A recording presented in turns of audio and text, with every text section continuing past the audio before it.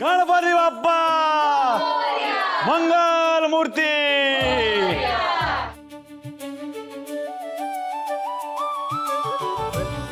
लक्ष्मी काय ग? अगं तू वीणा, तू पण मग दोघींच्या डोळ्यात पाणी का आलंय? बाबा रडत नाही होत आम्ही. आपली स्वप्न पूर्ण झाली आहेत ना, त्याचे आनंद अश्रू. वीणा, लक्ष्मी, आता अजिबात रडायचं नाही. अगं आता आपल्या आनंदाचे सुखाचे दिवस सुरू झाले आहेत. रडायचं कशाला आता? हसायचं. चला आता उद्घाटन पण झालं, आता काय करायचंय? थांबा थांबा, एक महत्वाचं काम बाकी आहे अजून. भावना, आता महत्वाची कुठली गोष्ट करायची आहे? बाबा अहो, आज फॅक्टरीचं उद्घाटन झालंय. दणक्यात सुरुवात व्हायला नको का? अगं भावना, झाली की दणक्यात सुरुवात. आपण सगळे एकत्र इथे आहोत, फॅक्टरीची सुरुवात झाली आहे. आता आणखीन काय? एक गोष्ट राहिली, एक मिनिट. दादा जरा येता.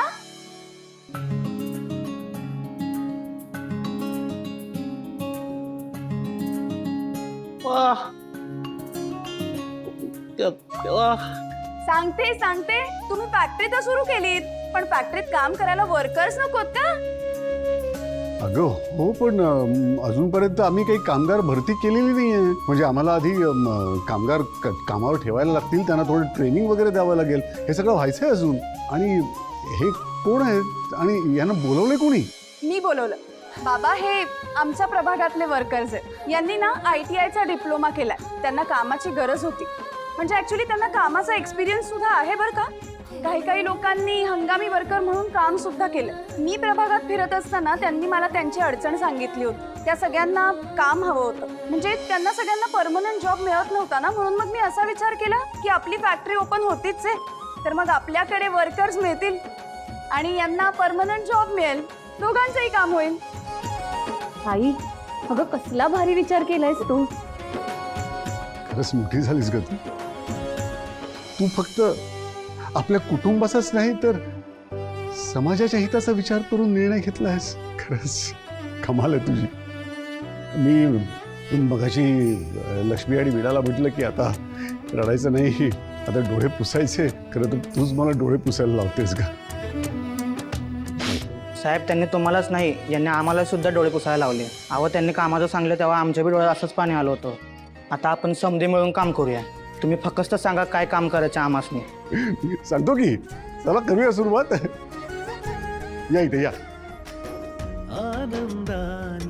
या. हे मशीन आहे.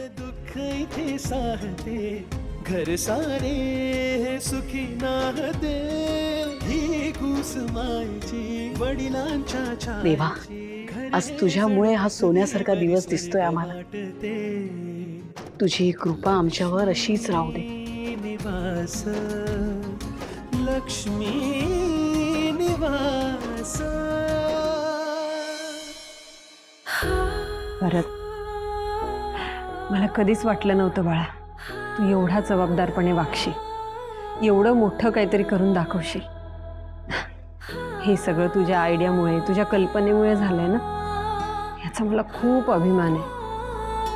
पण एक गोष्ट लक्षात ठेव, आजी आजोबांची कायम साथ दे. नक्की देईल आई. तसं पण हे सगळं तूच तर शिकवलंयस.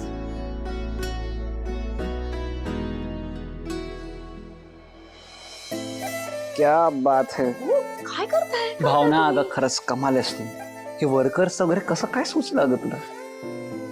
तुझं जितकं कौतुक करावं तितकं कमीच आहे. नाही हो सिद्धिराज, इतकं काही नाही केलं मी. आणि योगायोगाने सगळं जुळून आलं. योगायोग नाही आहे.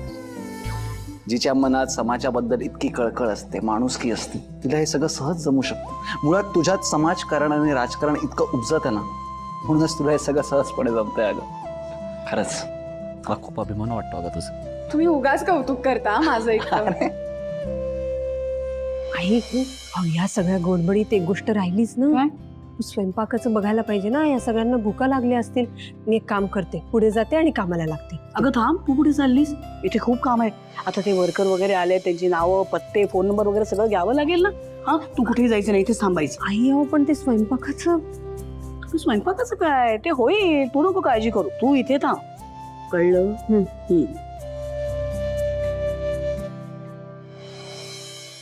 असं कसं काय करू हो सासूबाई मी तुमचं ऐन वेळ किती धावपळ होईल असं का म्हणाले असतील आई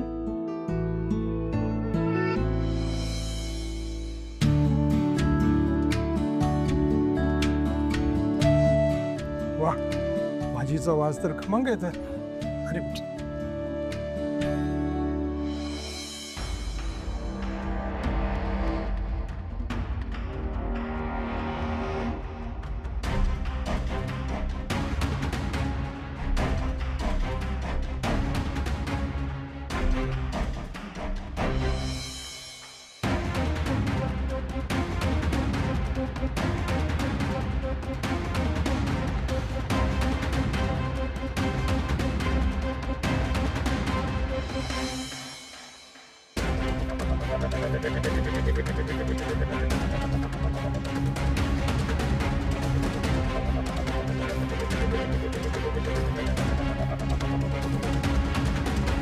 सुरू कराई आता काय नाही म्हणजे या घरात कोणी मला जेवायलाही वाढणार नाहीये का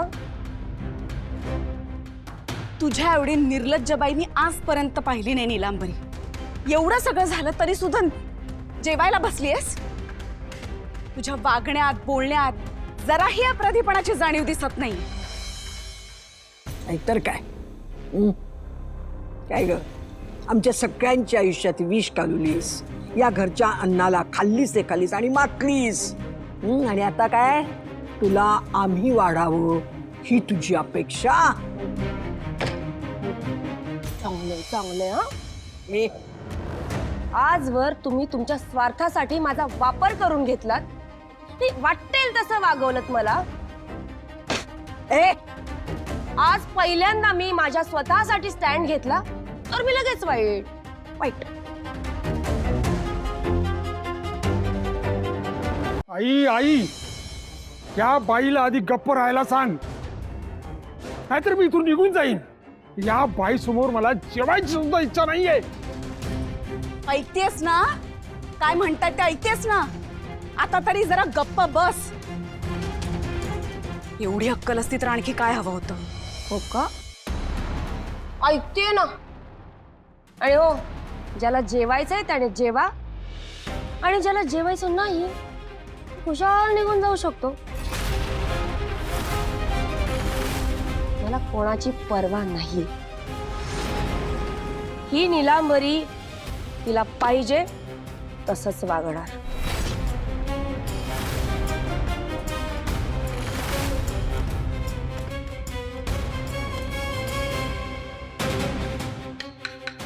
अगं शिस्तीत हळू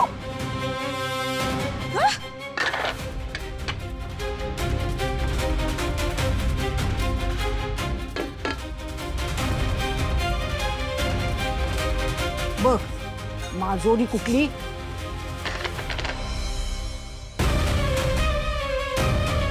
नीलांबरी